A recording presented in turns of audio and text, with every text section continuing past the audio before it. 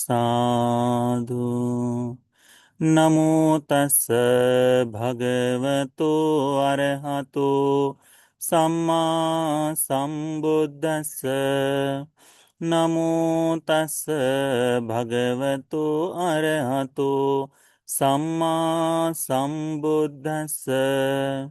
नमो तस् भगवतो अरहतो सम्मा संबुद्धस्स। साधु साधु साधु।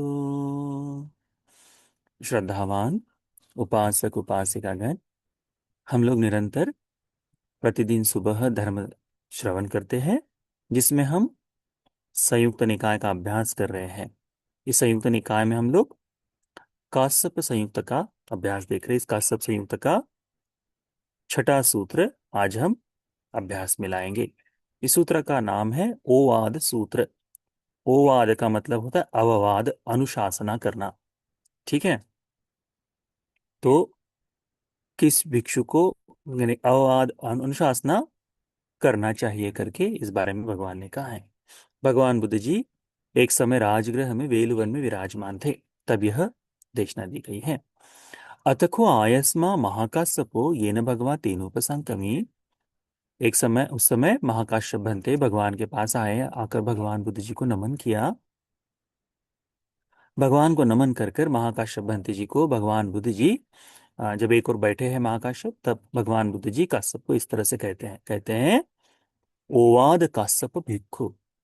काश्यप, तुमने भिक्षुओं को अनुशासना करनी चाहिए, यानी तुमने धर्म का उपदेश करना चाहिए, उनको बताना चाहिए कि भिक्षु ऐसा करो, ये करो, वो करो। करो ही काश्यप भिक्खु नंग धम्मी कथं।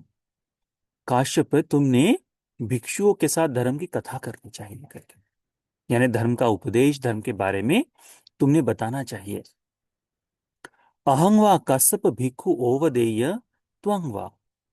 चाहे मैं काश्यप भगवान भिक्षुओं को धर्म के देश ओवाद करो या तुम करो। अहं वा भिक्खु नंग धम्मिं कथं करेय वा तंग वा त्वं वा।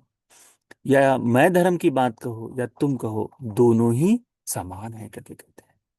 यानी भगवान बुद्ध जी काश्यप भंते जी को धर्म अनुशासना करने के लिए अपने अनुसार बताते हैं।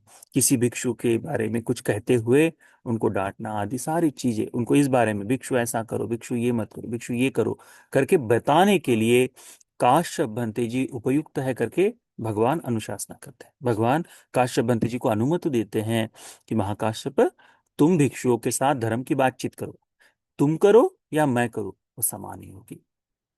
अववाद करो, भिक्षुओं को अनुशासना करो, तुम करो या मैं करूं, दोनों समान होगी करके भगवान बुद्ध जी काश्यप भंते जी को कहते हैं। काश्यप भंते भगवान को इस तरह से कहते हैं दुब्बचा खो एतर ही भिक्षु दोवचस्स करणीये ही धम्मे ही समन्नागतो। भगवान, ये जो भिक्षु है दुर्वच है, यानी यह जो भिक्षु है अभी धर्म का उपदेश सुनने लायक अपनी आ, रहते नहीं है करके, यह भिक्षु कही हुई बातों को मानने वाले नहीं है कहते हैं। अक्षमा, वह क्षमाशील नहीं है, यानी आ, लज्जा जिसमें कह सकते हैं ना, तो लज्जावान नहीं है। उस कही हुई बात को सुनने के लिए जिस तरह से वह चाहिए वैसी बात उन भिक्षुओं में नहीं है। अपद दक्षिणा गहिनो अनुशासनी। जब अनुशासना करे कोई तो उस पर अनुकरण करने लायक ये भिक्षु लोग अभी नहीं है करके कहते हैं, है ना। तो एक तो कही हुई बात को मानते नहीं, ठीक है। उसके बाद में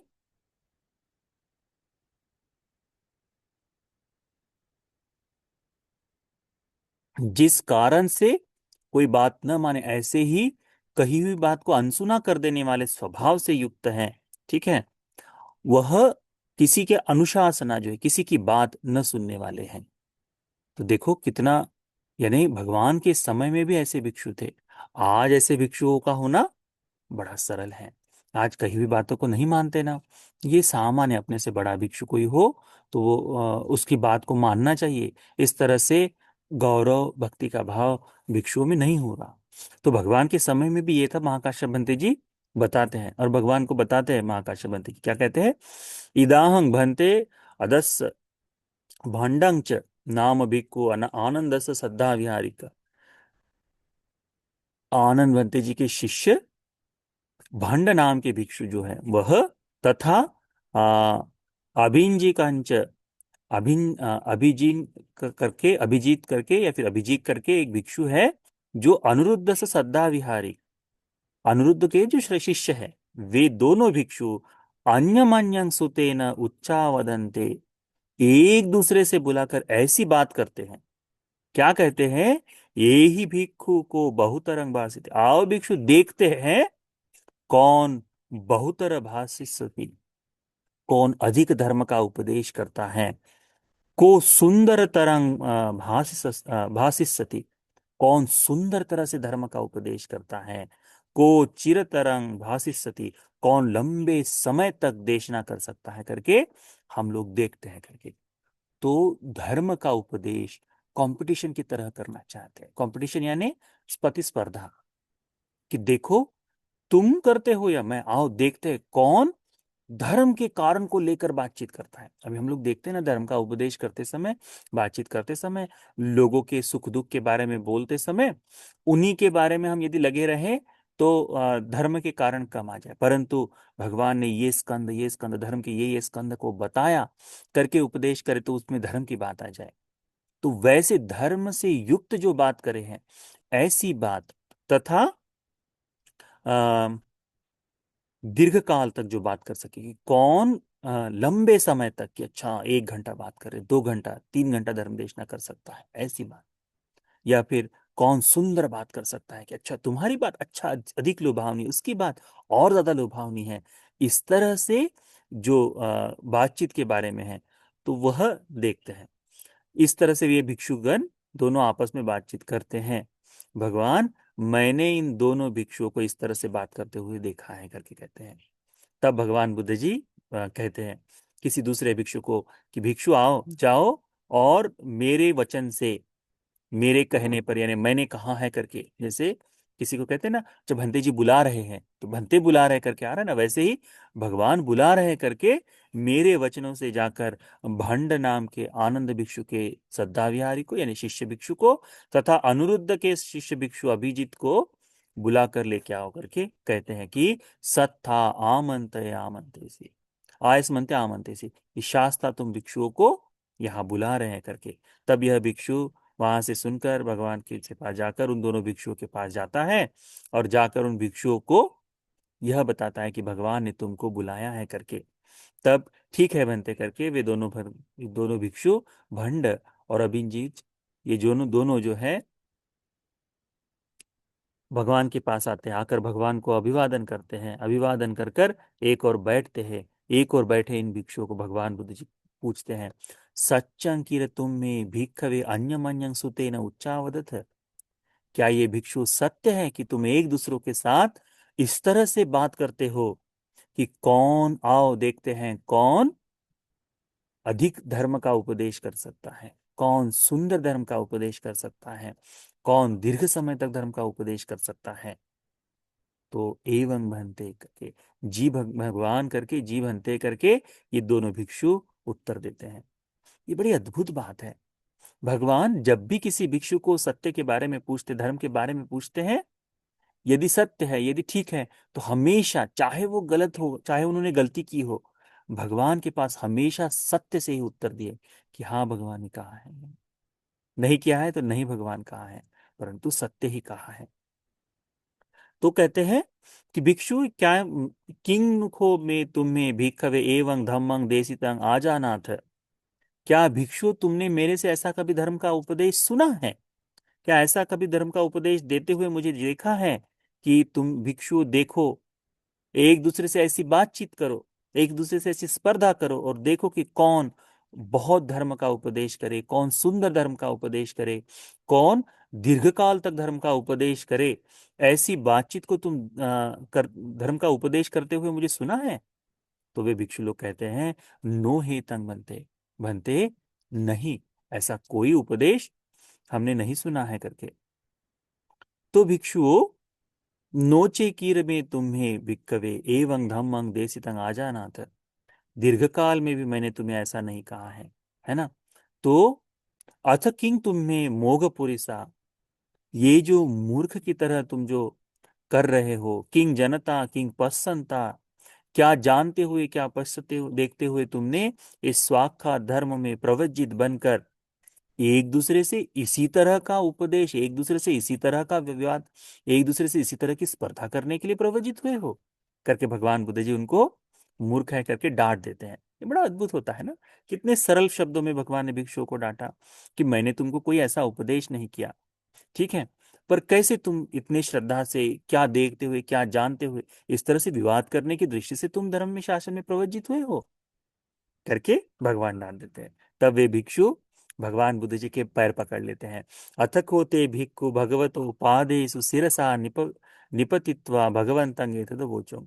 जाकर भगवान के पैरों पर सर रखते हैं और रखकर भगवान को क्षमा याचना कहते हैं। अच्छयो नो भंते, भगवान क्षमा करे, अच्छगमा, हमसे गलती हो गई, यथा बले यथा मूले यथा अकुशले, ये मयंग एवं स्वाक, मेरे मूर्खता के कारण, मेरे धर्म को धारण करने का भाव न रखने के कारण, मेरे भीतर अकुशलों के कारण, इतनी सुंदर धर्म विनय में प्रवज्जित होकर भी, इस स्वाखा धर्म में प्रवज्जित होकर भी मैं इस तरह से कि हम कौन अधिक से अधिक बातचीत करता है करके ऐसी चीज में हम पड़ गए। किस कारण से? हमारे मूर्खता के कारण से, हमारे अकुशल के कारण से। भगवान, ये हमसे गलती हो गई। तेसंग नो भन्ते भगवा अच्छयंग अच्छयतो पटिगन्ना तो आयतिंग संवर आयाति। भगवान, हमारी इस गलती को स्वीकार करे, क्षमा करे, इसको, इस गलती को गलती करके स्वीकार करे, पुनः ऐसी गलती नहीं होगी करके वे भिक्षु भगवान को क्षमा याचना करते हैं। तब तगतुम में भिक्खवे अच्छयो अच्छयगमो यथा बले यथा मूले यथा कुशले, ये तुम में एवं स्वाखाते धम्म विनय पब्बजिता समान अन्यमन्यं सुतेन अच्छावदित। तब भगवान कहते हैं कि भिक्षुओं, तुम्हारी मूर्खता के कारण, तुम्हारे बाल्य अवस्था के कारण, तुमने इस सुंदर, तुम्हारे अकुशलों के कारण, तुम्हारी असमर्थता के कारण, धर्म में प्रवजित होकर अभ्यास करने की असमर्थता के कारण, इस सुंदर धर्म में प्रवजित होकर तुमने जो गलती की है कि एक दूसरे के साथ इस तरह से प्रतिस्पर्धा करते हुए धर्म का, कौन अधिक धर्म का उपदेश करेगा, कौन सुंदर धर्म का उपदेश करेगा, कौन दीर्घकाल तक धर्म का उपदेश करेगा, ऐसी जो प्रतिस्पर्धा की है, इसके लिए तुम जो क्षमा मांग रहे हो, उस क्षमा को मैं, यतोच खो तुम में भी कवे अच्छय अच्छय तो दिस्वा, ये गलती को तुम अपनी गलती देख रहे हो और गलती देखकर यथा धम्मं पटी करोथ, उसके प्रतिकार कर रहे हो, तंग वो मयंग पटिगन नाम, तो उस गलती को मैं स्वीकार करता हूं। तुमको तुम्हारी गलती दिखाई दे दी, तुमने उसे गलती स्वीकार कर लिया, इतना जानकर मैं उसको स्वीकार कर लेता हूं करके कहते हैं भगवान। फिर कहते हैं, बुद्धि है सा भिक्खवे अरियस विनयो।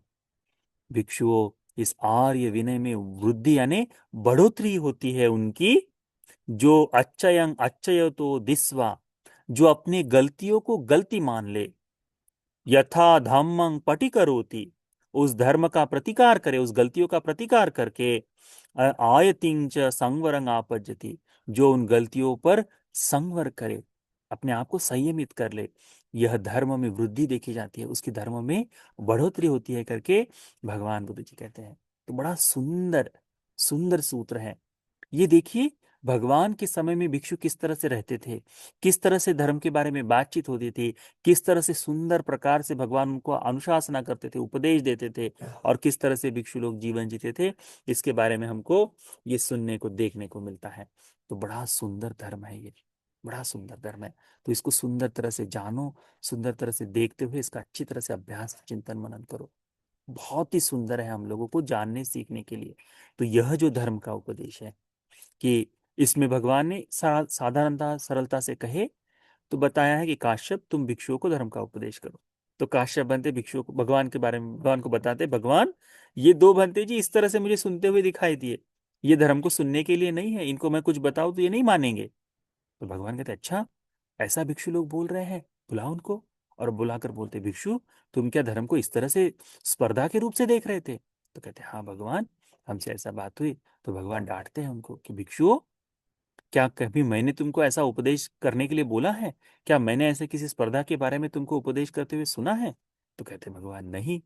तुम मूर्खता की तरह ऐसे अपने ही मन से कैसे कर रहे हो करके? ये सुंदर धर्म है, निर्वाण के लिए धर्म है, इसमें ऐसी स्पर्धा की। तो वह भिक्षु लोग कहते, भगवान हमसे गलती हो गई, हमसे गलती हो गई हमारी मूर्खता के कारण।